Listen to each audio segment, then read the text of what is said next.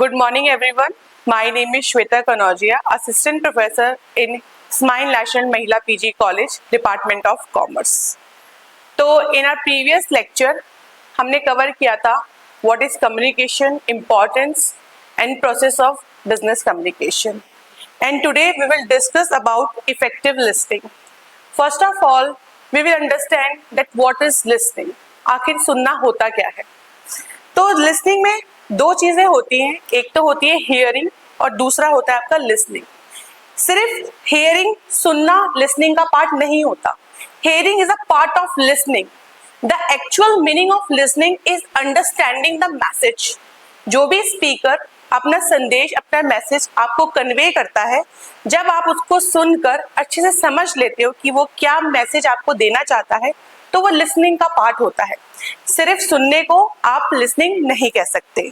इसमें इंपॉर्टेंट तीन चीजें होती हैं, जिसमें आता है आपका हियरिंग, लिसनिंग एंड डिटेन. पहले आप किसी चीज को सुनते हैं, फिर समझते हैं, विच इज कॉल्ड लिसनिंग.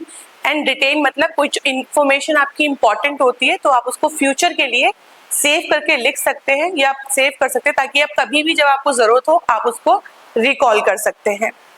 तो आखिर फिर लिसनिंग होती क्या है इफेक्टिव, इसके कुछ पॉइंट्स हैं. जैसे कि पहला पॉइंट है the ability to accurately receive and interpret messages in the communication process, and it's a key to all effective communication. Without the ability to listen effectively, messages are easily misunderstood and it is a mental activity.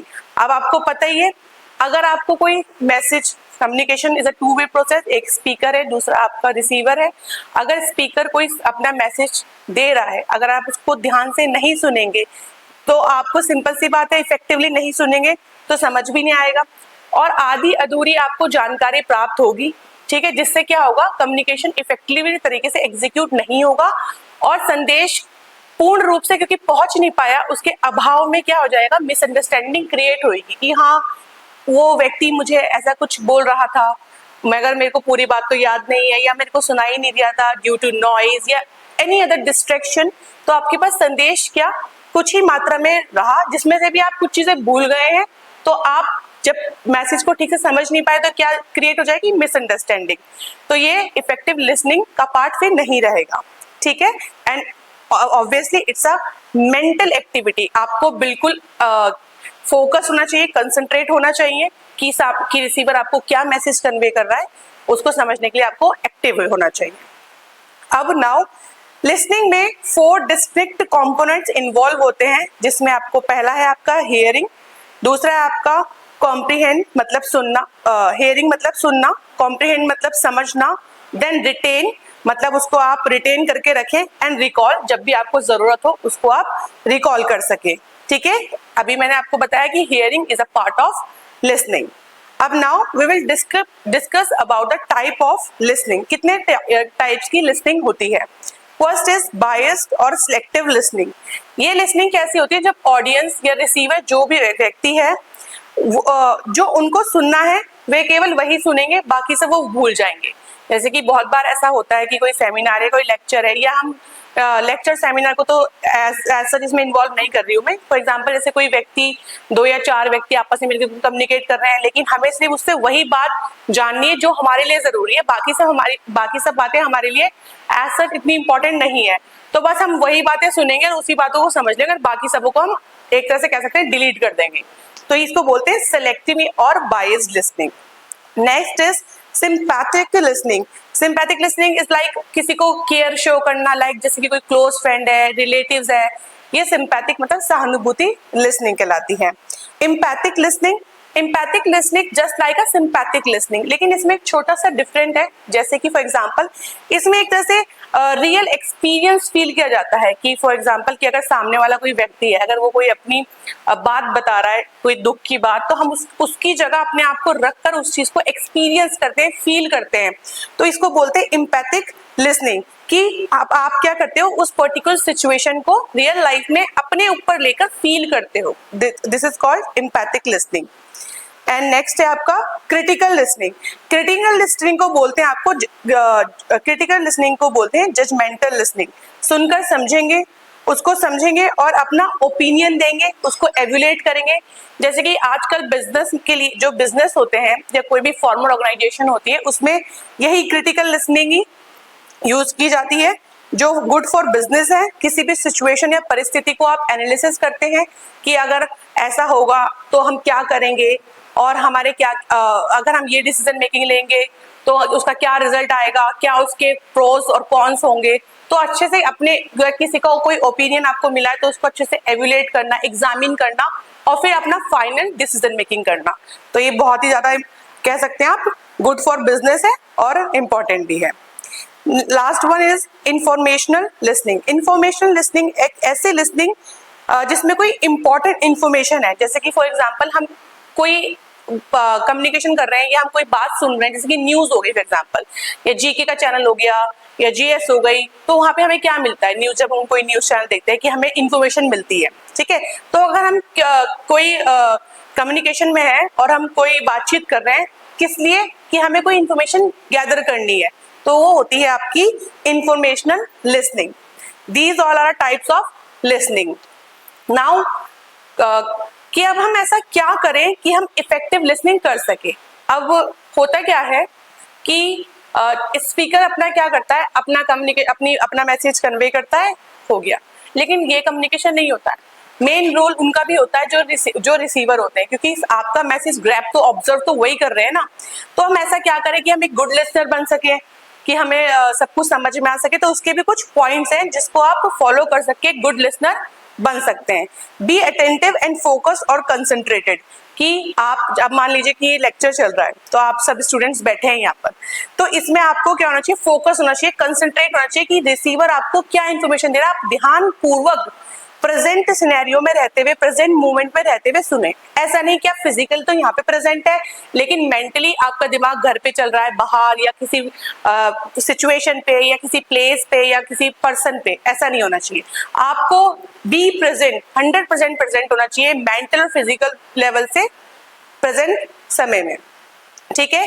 Request clarification, for example कि communication हो रहा है, ठीक है, कोई message convey किया जा रहा है, आपको कहीं पे कोई बात समझ में नहीं आई है, तो ऐसा नहीं होना चाहिए कि आप सोचे कि छोड़ो चलो कोई बात नहीं, नहीं, आपको क्लैरिफिकेशन के लिए रिक्वेस्ट की, हाँ स्पीकर से आपको बोलना चाहिए कि हमें ये चीज समझ में नहीं आई है, आप इसके पीछे क्लैरिफाई करिए, दोबारा से इसको क्लैरिफाई करिए। तो इससे क्या होगा, स्पीकर को भी अच्छा लगेगा कि हाँ उसकी ऑडियंस उसको अच्छे से सुन रही है, समझ रही है, इसलिए तो क्या हो जाएगा, ड्यूल इंटरेक्शन हो जाएगा, जिससे स्पीकर और जो रिसीवर होगा उनके बीच में कम्युनिकेशन वार्तालाप क्या हो जाएगी, और ज्यादा इंटरेस्टिंग हो जाएगी, और वो जो बोरिंगनेस होगी वो ऐसा कुछ भी नहीं होगा।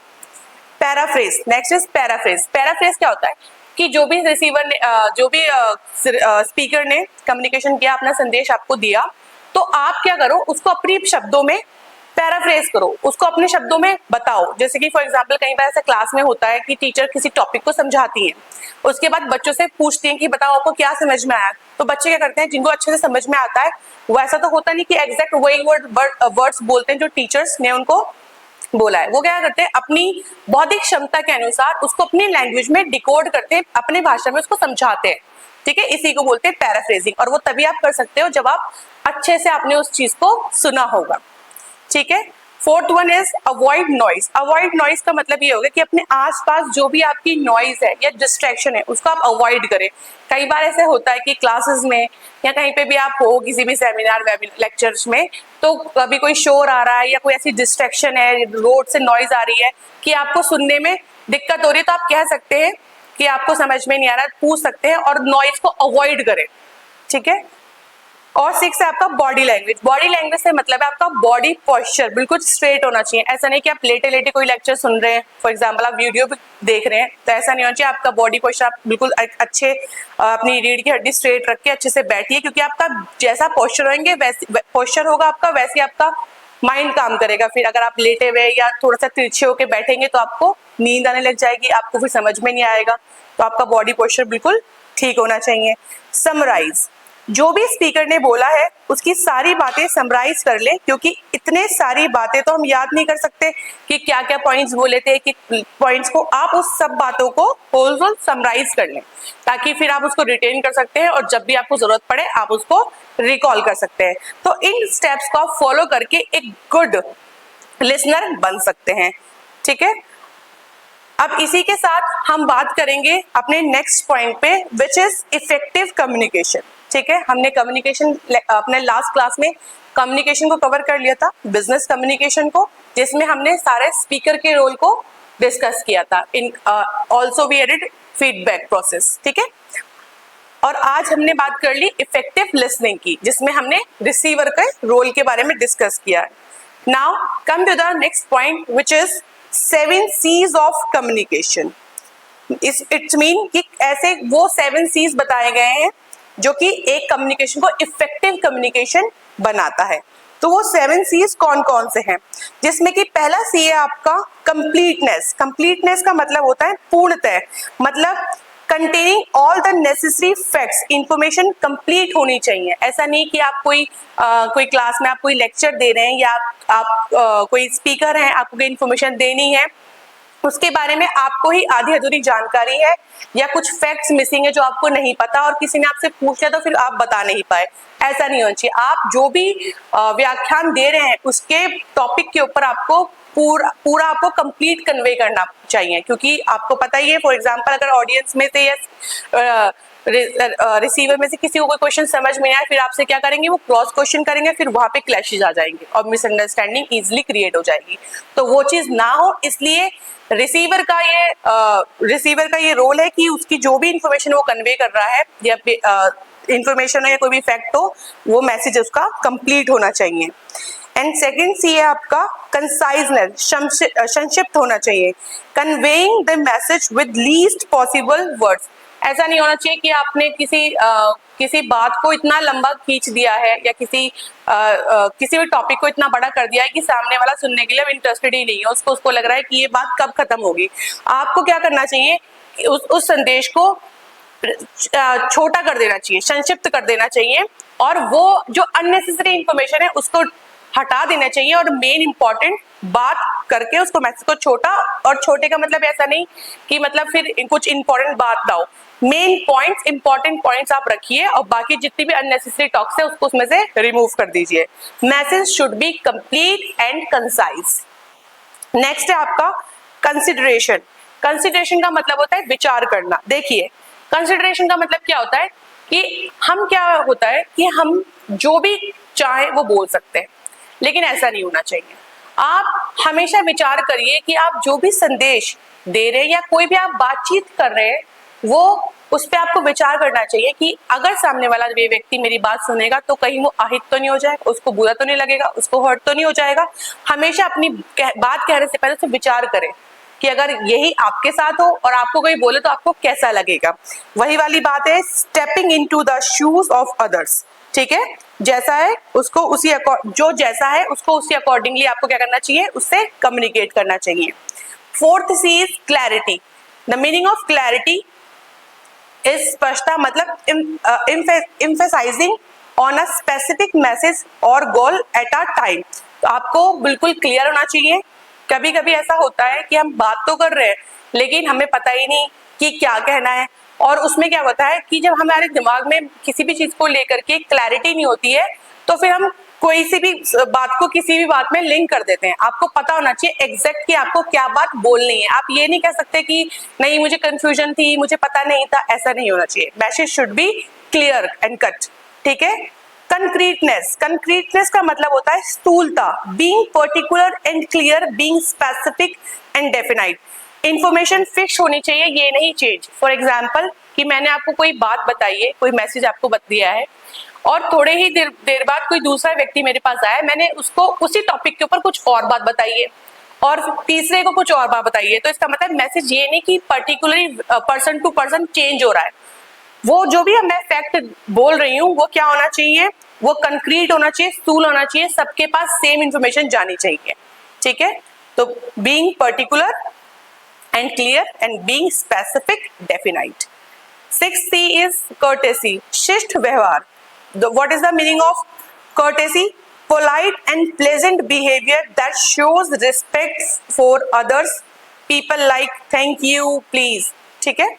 इसमें जैसे ही आपने कोई भी मैसेज कन्वे करा है, इसके बाद आपको पहली बात तो आपको पोलाइट होना चाहिए। आप ऐसा नहीं कि आप रूड तरीके से बात कर रहे हैं, आप अपना मैसेज प्यार से पोलाइटनेस से कन्वे करिए और इन द एंड आप थैंक यू का यूज कीजिए। या आपको कुछ समझ में नहीं आ रहा है तो आप प्लीज या कुछ भी ऐसे वर्ड यूज करिए जिससे जो है शिष्टाचार व्यवहार का प्रयोग किया जा सके। And 7 C's is correctness.